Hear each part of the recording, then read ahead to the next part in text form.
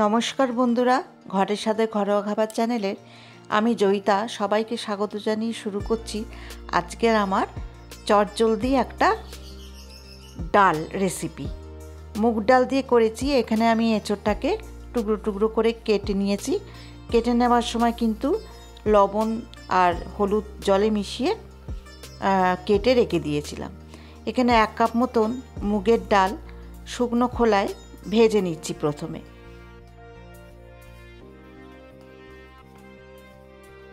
ভালোভাবেই ভাজতে হবে মুগের ডালটাকে।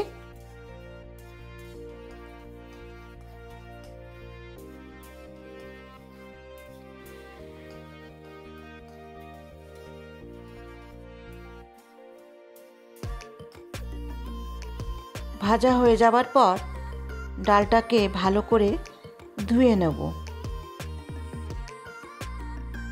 কড়াইতে সামান্য সর্ষের তেল দিয়ে তার মধ্যে তেজপাতা, ছোট এলাচ, দারুচিনি আর 2টো শুকনো লঙ্কা ভেঙে দিয়ে দিলাম। সাথে দিয়ে দিলাম জিরে, গোটা জিরে ফোড়ন দিলাম। ফোড়নে থেকে সুন্দর গন্ধ বের হলে তখন এর মধ্যে দিয়ে দেবো একটা মিডিয়াম সাইজের কুচনো পেঁয়াজ।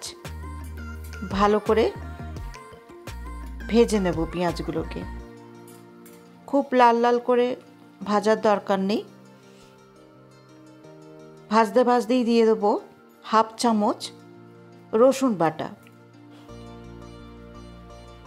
রসুন বাটাটা ততক্ষণ নাড়বো যতক্ষণ না কাঁচা গন্ধটা চলে যাচ্ছে।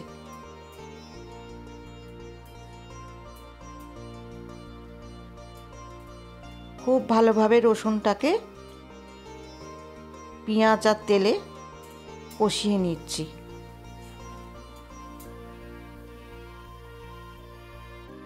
এরপর একে একে সব মশলা দিয়ে দেবো।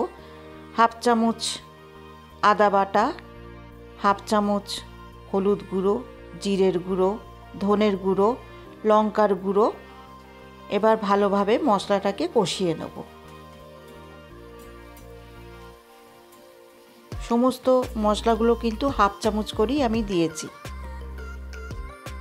সামান্য একটু জল দিয়ে ভালো করে মশলাটাকে কষিয়ে নেব। মশলা থেকে তেল ছেড়ে এলে কেটে রাখা, ডুমো করে কেটে রাখা এঁচোড়ের টুকরো মশলার মধ্যে দিয়ে আবারও ভালো করে কষিয়ে নেব।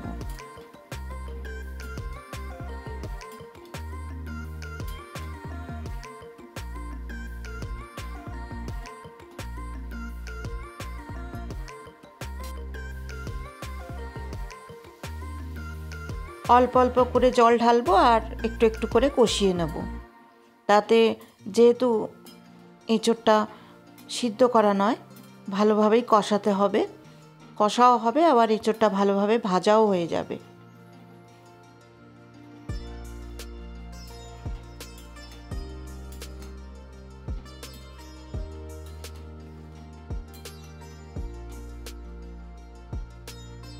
এবারে দিয়ে দেবো শুকনো খোলায় ভাজা আর জল দিয়ে ধুয়ে রাখা মুগের ডালটা।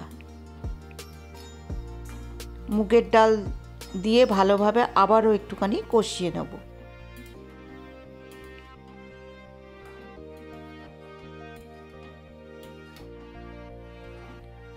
এই ডালটা কিন্তু আমি প্রেসার কুক করব না, সম্পূর্ণ ডালটাই কিন্তু আমি কড়াইতেই করব।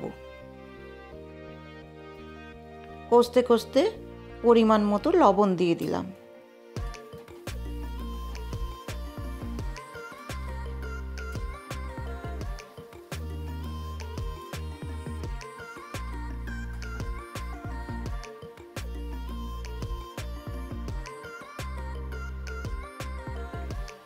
এবারে হালকা গরম জল দিয়ে দেব। আমার ভালোভাবেই কিন্তু কষানো হয়ে গেছে।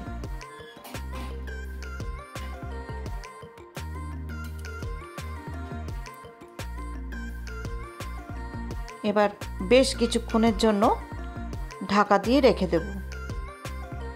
10 মিনিট পর ঢাকা খুলে সামান্য একটুখানি চিনি দিয়ে দিলাম। আমার কিন্তু ডালটা তৈরি হয়ে গেছে। নামানোর আগে ঘি আর গরম মশলা দিয়ে আবারও কিছুক্ষণ স্ট্যান্ডিং টাইমের জন্য রেখে দিতে হবে। খুব সহজ রান্না, অনেকটা মাংসের মতন তৈরি করতে হবে ডালটাকে। মানে এঁচোড়, যেহেতু এঁচোড়কে তো আমরা এক কথায় গাছপাঁটা বলেই জানি, তো ওইভাবেই কিন্তু এঁচোড়টা কষিয়ে নিতে হবে খুব সুন্দর করে। তা আমার ডালটা আজকে রান্না হয়ে গেছে, খেতে কিন্তু অপূর্ব হয়। আজকের রেসিপি তোমাদের যদি ভালো লেগে থাকে একটা লাইক, কমেন্ট আর শেয়ার করে দিও, আর অবশ্যই কিন্তু একটা সাবস্ক্রাইব করে দিও। আজকের রান্নাটা তোমাদের কেমন লাগলো অবশ্যই কিন্তু কমেন্টে জানিও। খুব সহজ রান্না, তোমরা সবাই পারবে। মাংস যেমন করে ঠিক একদম ওইভাবেই করতে হবে। গরম ভাতের সঙ্গে এই ডালটা খেতে খুব ভালো লাগে। তাহলে আজকের মতন এখানেই শেষ করছি। আগামী পর্বে নতুন কোনো রান্না নিয়ে চলে আসবো।